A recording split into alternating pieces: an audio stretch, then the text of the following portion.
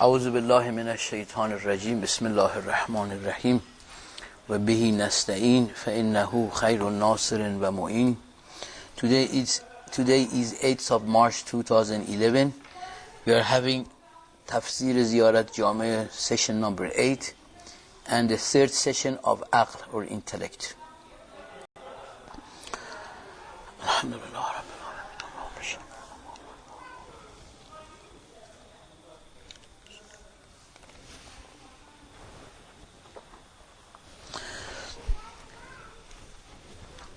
I thought I'd give a very short explanation that when I write you in all emails, I write you Noor mates, and I don't know what you get from that.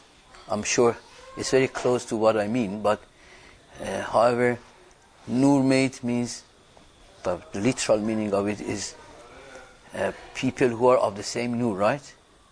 For instance, when you say classmate, people of the same class, or when they say I don't know, roommate, people which having not maybe same room. So Noor mate is people sharing the same Noor, and this comes from, I started to use this word for referring to that hadith of, there is hadith, quite a few or a lot of hadith called hadith of Tinat, if you might have heard them. Tinat means the building block, if you like. Tinat means what you are made of, the batin, that very essence of one's make. It's called Tinat. And then they explained that mu'minin, they are from the Tinat of imams, and that imams and prophets are from the same Tinat. And there is also a notion, when I say notion, there is also an explanation that all prophets and imams, they are all made from same Noor or very similar Noor. And then from there it has descended down the Noor of Mu'min, and then from there it has descended down the Noor of Muslims, and then it has come down the Noors of good people, and then comes the very low, that is no more called probably Noor. That's the Tinat of the bad people. And there is a lot of these are very intellectual ahadith, which they say. Then there is a mixture of Tinat of bad people with good people, which in Qiyamah they all separate from each other. I don't want to go through that, but I just want to say, when I say Noor mate, means we are, inshallah and alhamdulillah, from the same Noor that we are made of. Okay, we were discussing the issue of Aql, and in brief we discussed about Tabi'at and Alam, the universe of distance and bod and unawareness and non-presence and Ghaibat and Zulmat and Wahshat, and all those, they are sort of, they go, because I keep mentioning all of them together so that we remember how we have gone sort of from one to another, and from that one to the next one. And then how this Tabi'at in a motion towards the other side or opposite side, which goes towards presence and ilm and knowledge and Noor. It gradually starts to go towards Wahdat. And then we said Wahdat, the example of Wahdat was, when we start of the Wahdat is the creation of the first small or the less intense soul of plantic soul. And then we looked at that, we kind of visualized that Tawahhud of Nafs Nabati, and then looked at Nafs Hiwani, and then we saw, yes, there are more Tawahhud, there is more knowledge and presence, and there is more Noor in that. When it comes, I want you to get, I'm bringing to your back to your huzur the issue of relevance and relationship of Noor to idrak and understanding and perception and huzur altogether. They make more Noor. So Zulmat is opposite of what we saw in tabiat, and then the opposite of it, which comes back gradually, goes towards tabahud and nur. Then we also discussed in the last session about that madde, and we decided not to use the English word so that we do not confuse ourselves. Madde and jism. Madde is what accepts motion. Motion of what motion? Motion of, yes, ahsan, motion of istikmali, or going from potentiality towards actuality.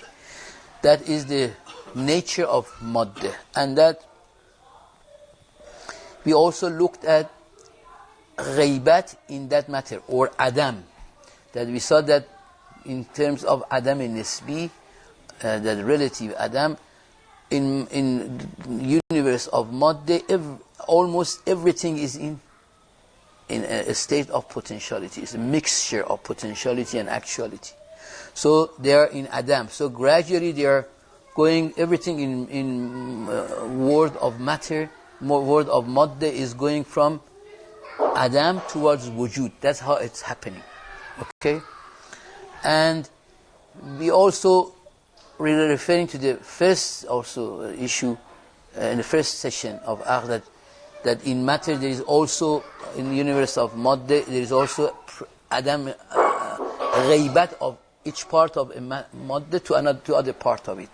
So there are two notions of adam. If you see adam al-huzur, adam al-huzur means unpresence, non-presence of one part to another part in matter, and also non-presence. This non-presence is still is a better version of, is a more existential notion of adam, as opposed to when it is in potentiality. In potentiality, it has not come to actual world yet. So these two hands in hand create a world of zulmat and ghaybat and all those things that we have said. And the more we said, we discussed and we saw that this mixturing or this mix-up of adam and wujud has given a very low intensity to wujud. So in material world, there is so little intensity. And the lowest intensity of the wujud was what? Remember? Hayulaya ula. That was the lowest intensity of wujud. You can basically say there is no wujud in that level yet, really. It's a kind of zero level in quantum, maybe is the same thing. So from this, because in quantum also they say is mere potentiality, they have got that zero level. So it very much corresponds and conforms with this Hayulaya ula. And I remember I asked this from Ayatollah Misbah in Tehran. There was a conference, and I wrote the thing, the question, a bit more explanation as to whether about the conformity of zero level of quantum to this. However, when I followed from his office, he had referred me to one of the physicists in Iran, which I couldn't find. I didn't I didn't make really too much efforts to find him.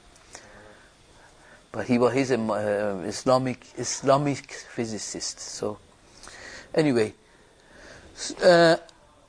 from this mere potentiality, which it is the lowest level of wujud, gradually the more the fi'liyat is, the more actuality happens, wujud comes out more. So there will be more wujud. And when it comes, gradually it comes to the level of nafs, those nufus, then we see there is more wujud into it, and there is the adamiyat, and non-existential side of it is lowering, and existential side of it is mounting up and coming higher. What we want to put on top of those two notions, I keep repeating these notions every week, so that I'm bringing this to a central issue, that so I have to always to bring them to our presence, so that when we talk we can relate quickly to the previous topics. Salawat.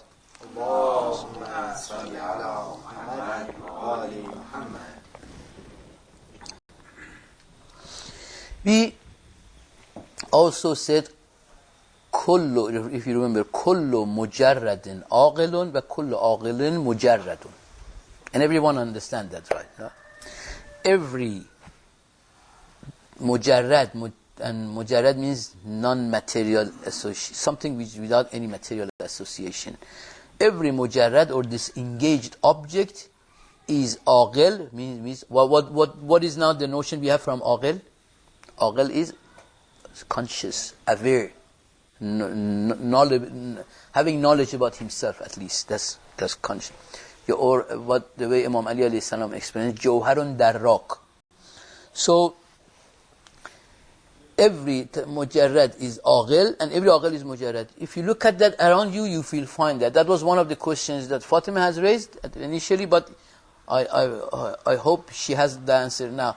That when you look even around you in nature, and you will see that there is, the more the tajarrud goes up, the more aql is there, right? And the more aqiliyat is there, and the more ta'aqqul is there. Now, and then we said that Allah subhanahu wa ta'ala, sorry, you open to questions or after? if you may please leave it to that. So, we also said from this philosophical rule, we said that wajibul wujud, or Allah subhanahu wa ta'ala, is mere aql.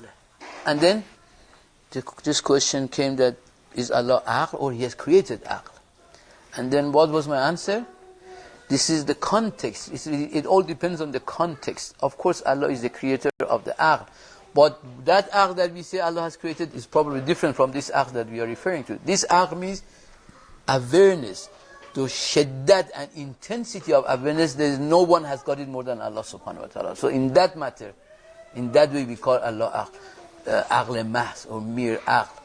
Otherwise, if all other previous notions that we might have had about aql, it doesn't match, and it's not befitting of Allah subhanahu wa ta'ala to be called aql.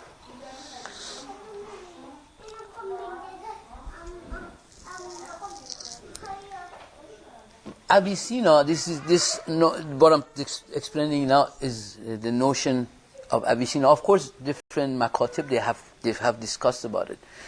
He refers to ughul ashare. Ughul ashare means 10 intellects. The 10 intellects, basically, what he means, or what he's referring to, that ughul, or intellects from Allah subhanahu wa ta'ala, then He has created different levels of aql, one after another. So it is like, they call it tuli, ughul tuli. So every aql is manifestation of the higher aql, and then comes lower aql, and it comes up to tens. And this is a very vast topic, and very much more than what we discuss here. Then he brings it to the material level, when it goes to falak awwal, first falak, second falak, third falak, which is not our topic. But basically what I refer to it is that notion connotates that the last of those ughul ashara, last means the lowest, it starts to be the first creator of the material universe. That's the way they have explained it. So ughul ashara, or the 10 layer ughul, the 10 layer intellects, 10 intellects, 10 aql, one after another, after Allah subhanahu wa ta'ala, they are becoming, descending down, and the last aql, which is aql dahum, or the 10th aql, is the beginnings of falak awwal. Awwal means first, right? Falak, and you understand aflak and falak. So one is the lowest and 10 is the highest? No, 10 is the lowest. No, in falak, in falak 10 is highest. The highest. In aql 10, first is the highest, 10th is the lowest. Okay? Falak means skies, right? See, first aql, second aql. So we are coming, when the numbers comes down, the intensity lowers. 10th aql is the lowest aql. But then the 10th aql has created the falak hashtum. There are not 10 falak, there are 8 falak, apparently, based on their... But remember, these are all the categorization they have made. So the falak, 8th falak, then 7, 6, 5. When it comes, first falak awal is, they say it's under the moon and this material universe that we are aware of. So, the point that I want to use in this discussion is that we will see that aql there is a point which starts with I refer to it as aql fa'al. Of course, they also have reference to aql fa'al as well. What we want to learn today is about aql fa'al. Aql fa'al, all those 10 levels of aql which comes down, they're all aql fa'al, of course. But the last or the lowest level of aql, which is the closest aql to us as nafs. Do you remember in Hadith Nafs of Imam Ali alayhi salam, where he explains about an nafs al-kulliyatul ilahiyya. He says this has been created from aql. I might have it somewhere here. I hope I can quickly find it and read.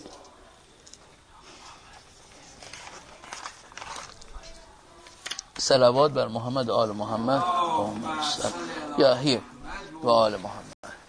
It says, Imam says, قُوَّةٌ لَاهُوتِيَّ وَجَوْهَرَةٌ بَسِيطَةٌ حَيَّةٌ بِالذَّاتِ أَصْلُهَا الْعَقْلِ. So asl or origin of that nafs, which is highest nafs apparent, as Imam explains, it originates from aql itself. So what is the fail of aql fa'al? Fa'al means what? Has got fail. You know what is fail? Action. Fail means action. So fa'al is again بصيغة مبالغة in Arabic means too much action it has, very intense action it has. What is the action of aql fa'al? The action of aql fa'al or fail of aql fa'al is bringing out from potentiality to actuality. That is what it does in the material universe, in alam al-maddi. So this aql fa'al is the same as jawhar and daraq? No, jawhar and daraq is as a whole the general description of aql. But now we are talking about aql also as aql fa'al. All ughul are aql fa'al, except the ughul or the aql or the intellects which are with nafs. See, you need to make a differentiation between aql fa'al, which is pure aql, which nafs, which also in nafs there is aql too, isn't it? Is it not? But what makes that? Why we don't call that aql fa'al? Because there is an element of potentiality. When it becomes nafs, there is an element of potentiality in it. Whereas when we talk about aql fa'al, is only fa'liyat and actuality. That's why it's called as aql. And aql fa'al, or we call it active intellect. Active intellect is the intellect which brings objects out from potentiality to actuality. That's the work of aql fa'al. Okay? Aql fa'al brings objects out from potentiality to actuality. So look, now let's look around. This is very visible in material level. Very visible. You look at a seed. When the seed is moving under the earth, starting to grow to the roots, and first brings the root out, and then gradually stems comes out of the earth, and then gradually grows into leaves.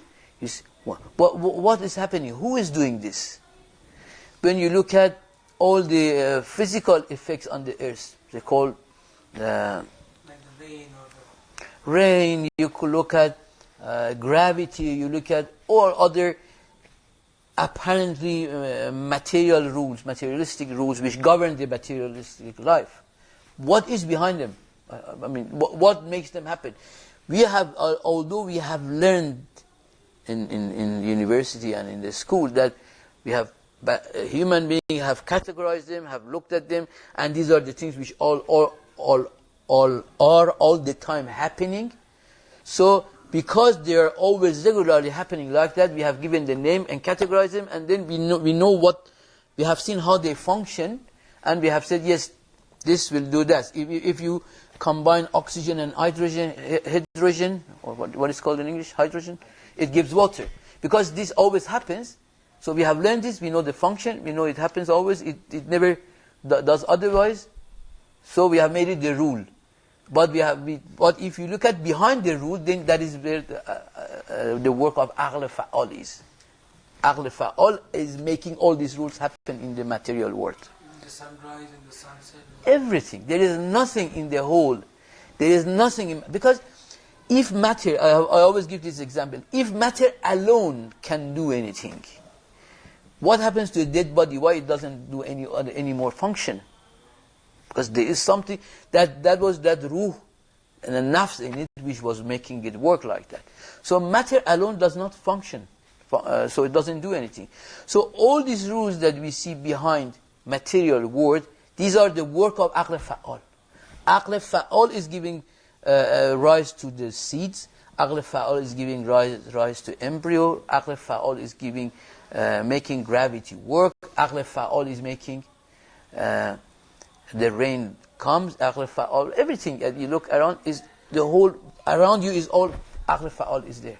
We see it. We are living with aql fa'al, but we don't because we don't know, we don't notice it. But if you start to know this, you can, when you become aware of it, then gradually you see everything around us is aql. There's nothing other than aql which is governing the whole world around us.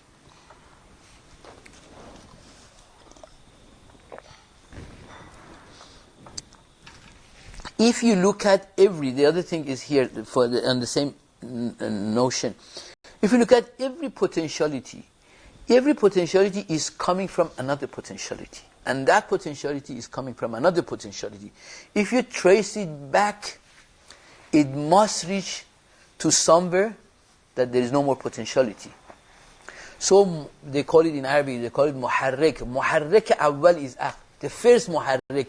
Muharrik is what gives harakat to. Muharrik is what gives motion to. Okay, giver of the motion. So giver of the motion is aql. Nothing else can give motion. Right? So much makes sense?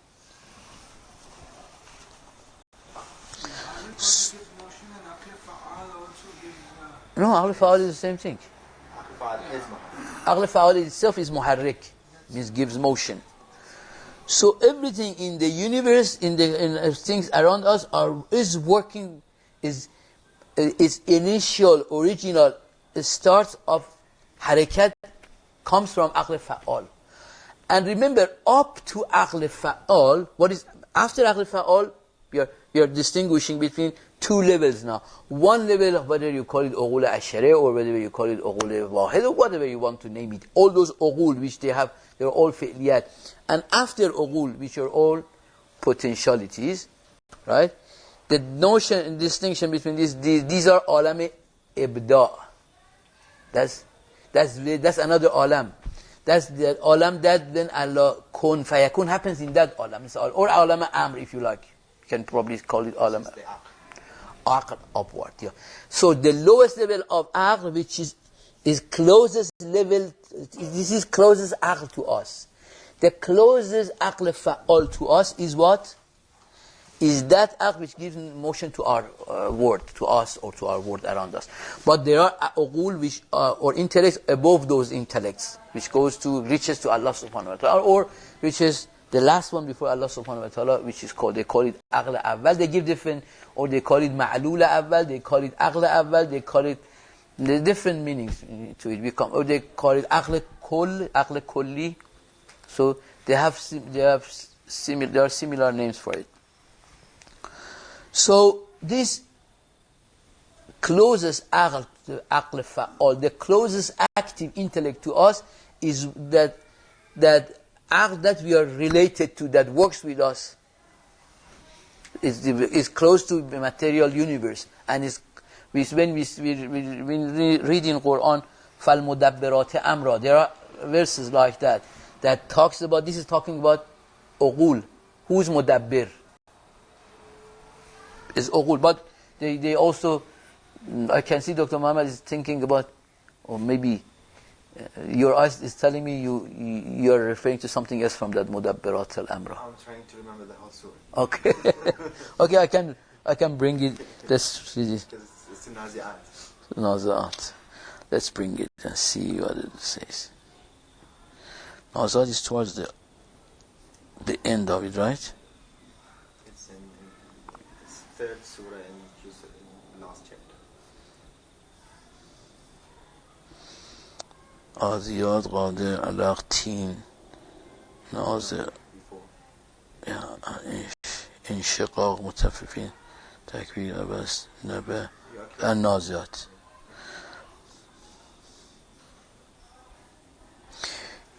See, I think this is all referring to the same thing.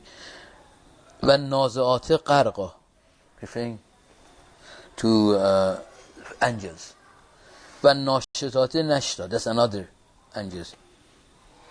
وَالسَّابِغَاتِ سَبْحًا, again about angels.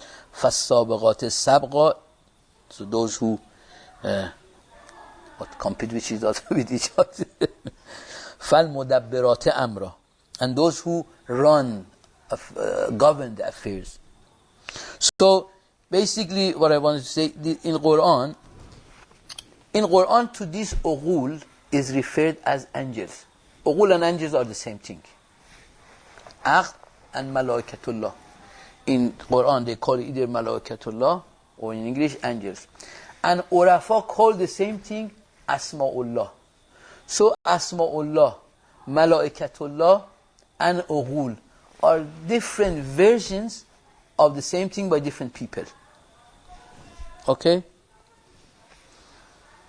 Basically, ughul or intellect give actuality to mazahir of asma. So let's not go to that. Let's just stay here that see this as first, that these three things are the same thing. We in our discussion we are calling it aql, Urafa they call it Asma'ullah, and Quran call it angels and malaikatullah. Sorry, intellect gives mazahib too? I've changed my mind. I don't want to go into that matter now, okay? Leave that, because that goes to another. What did Mullah Sadr say about this? What Mullah Sadr said about what? The 10 levels? This is Avicenna's notion. What does Mullah Sadr say? Mullah Sadr, I don't remember. I don't know. I can't remember what Mullah Sadr refers to ughul. I don't remember. So on this, our today's understanding, what we wanted to know from today is where potentiality starts in this universe that we see, in all these Adam and non-existences, in all those zulumat, in all those unawareness and ignorance and ghaibat. All of these are being removed by Aql Fa'al. Aql Fa'al is doing what I just explained. So Aql Fa'al is bringing everything from takassur to tabahud, is bringing everything out of the zulmat to nur. So the more aql, the more nur. So what I want you to look at, I want to stop here and go quickly look at few verses of Quran where it talks about nur and zulmat, and see whether what we have discussed, how it fits. Can you please turn the lights? Thank you. All the lights? Yeah, that's fine. Let me make a search with nur and see what we get. Nur ala Nur.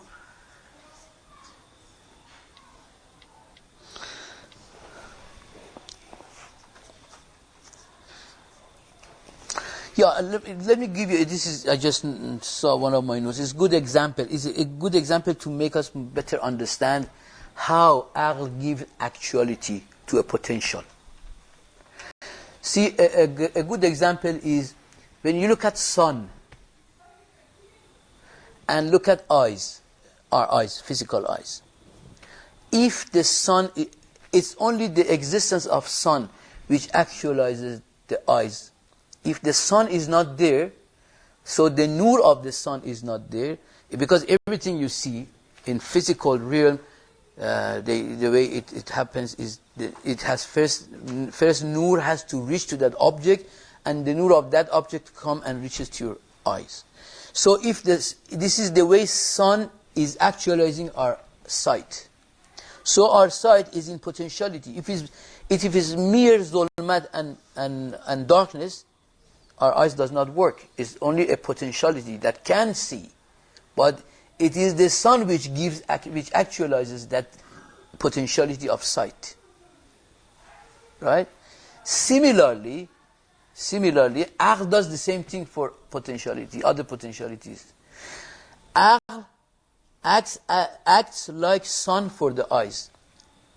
Intellect or active intellect does for the other potentialities does the same thing that sun does to our eyes. Right? Or probably you can think of another example. Say, voice. Any voice or any noise or any sound actualizes the hearing potentiality. If there is no noise, there is no sound, there is no voice, our listening or our hearing ability is just remains at potential level. Similarly, aql does the same thing. Right? So let's see.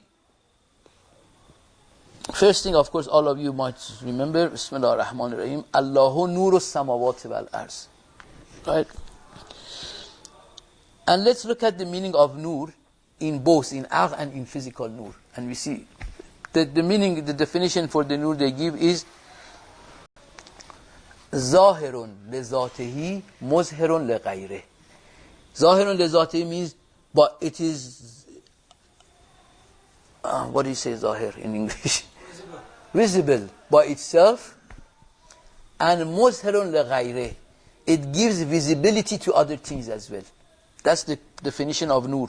You look at any nur, you can see it itself, and also it makes other things to be seen. Correct? The translation. The translation in Arabic. The translation. Translation is, the definition of nur is itself, the nur itself is zahir, is visible, you can see it, and it gives visibility to other things as well, without which you cannot see anything.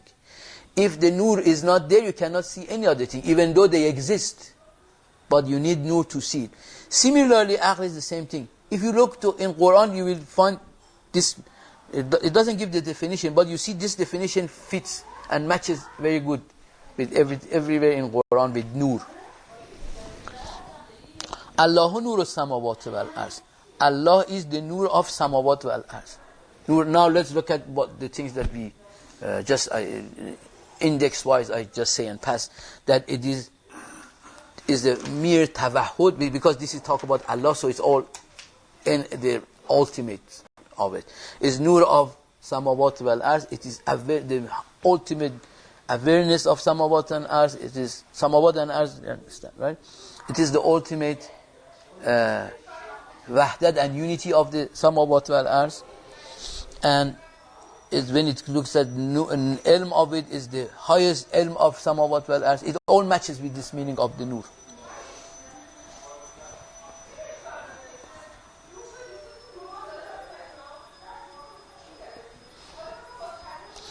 أَفَمَنْ شَرَحَ اللَّهُ صَدْرَهُ لِلْإِسْلَامِ فَهُوَ عَلَى نُورٍ. Right? Remember those things that we read about the nur. So whoever Allah opens his heart for Islam, فَهُوَ عَلَى نُورٍ. He's on nur. So that means he knows, he's aware, there is presence for him, there is huzur for him, there is wahdat for him. Surah Zumar, verse 22.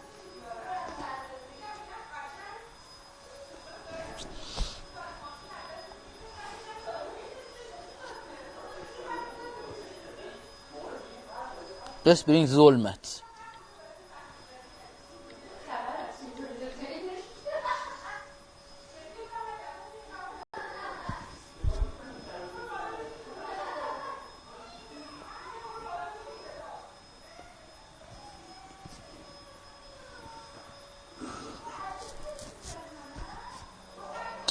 These are not the same zalamis. I can't find any. I'm sure there is zulumat. I go to this plural of it.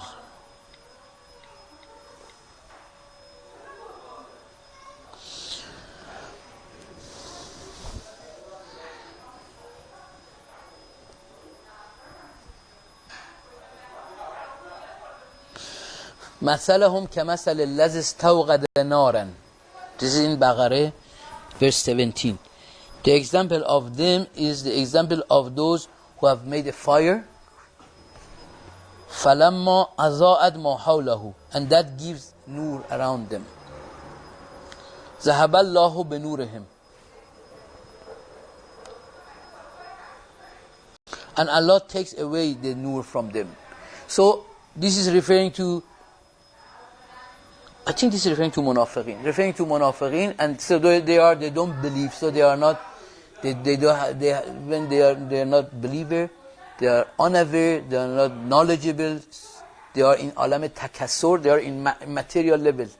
So basically a lot of places in Quran, when you see wherever it refers to munafiqeen or to mushrikeen, or as opposed to when it to the other mubahideen, refers it, when you look at those people, the people are delving into material world. So living in material world and delving in material world, it keeps us mutakassir, like the way the material world itself is. So it does not give any wahdat.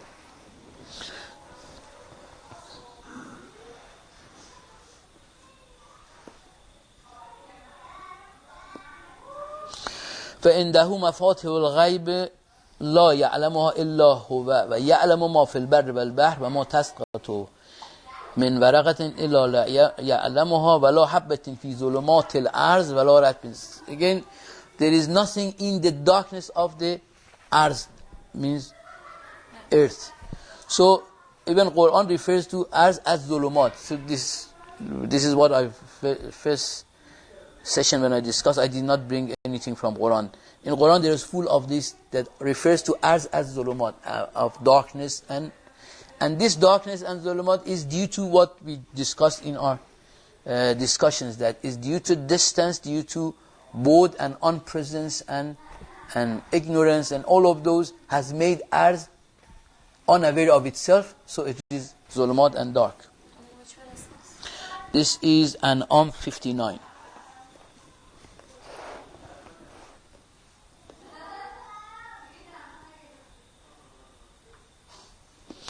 أَمَّنْ يَهْدِيكُمْ فِي ظُلُمَاتِ الْبَرِّ وَالْبَحْرِ, who will guide you in the darkness of earth and oceans. Of course the literal meaning will refer to earth itself, which is still correct. Still our point is earth is the place of zulmat.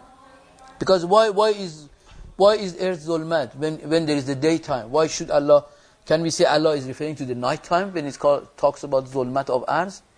Is referring to the nature of the earth. The nature of the earth is zulmat. So I'm sure if we go, we look at these words in Quran, nur and zulmat, with what we have discussed, we will see it with different meanings. Per Muhammad al Muhammad salawat. Allahumma salli ala Muhammad.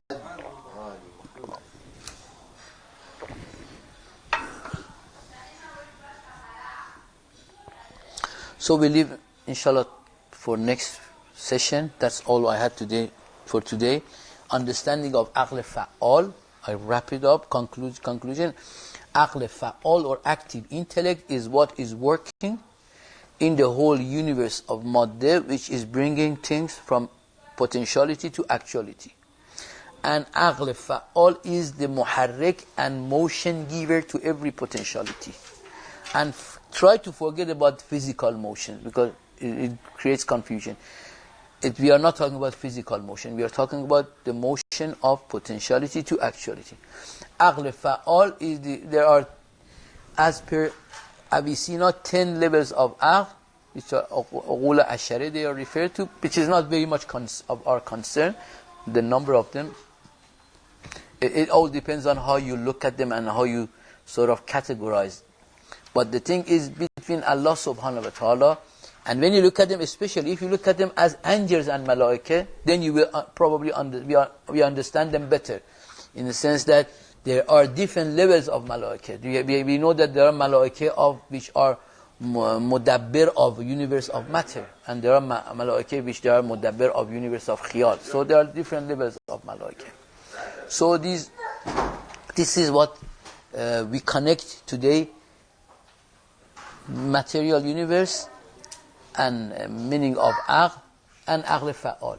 So inshallah, I'm hoping this coming Saturday, hopefully inshallah, we will finish by the issue of aql and bring aql either in one session or two sessions.